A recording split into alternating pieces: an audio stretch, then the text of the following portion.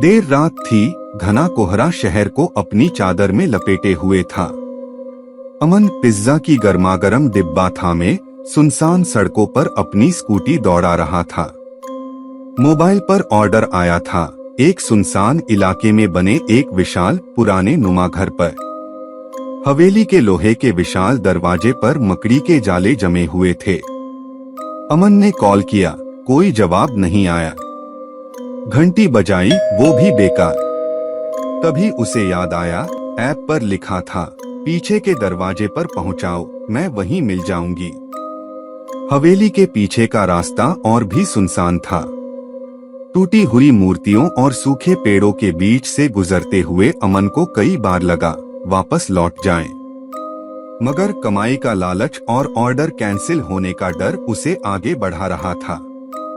आखिरकार उसे एक छोटा दरवाजा मिला। अंदर से रोशनी आ रही थी। दरवाजा खोलते ही ठंडी हवा का एक झोंका आया और उसके साथ ही सन्नाटा। अंदर एक लंबा हॉल था, जिसके आखिर में एक बुजुर्ग महिला खड़ी थी। उसकी पीठ अमन की तरफ थी।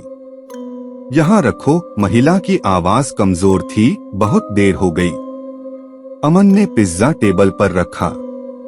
पैसे लेने के लिए जैसे ही वह बढ़ा, महिला ने धीरे से कहा, थोड़ा रुक जाओ बेटा, तुम मेरी एक मदद कर सकते हो? अमन हिचकिचाया। महिला ने धीमे से घुमाव लिया।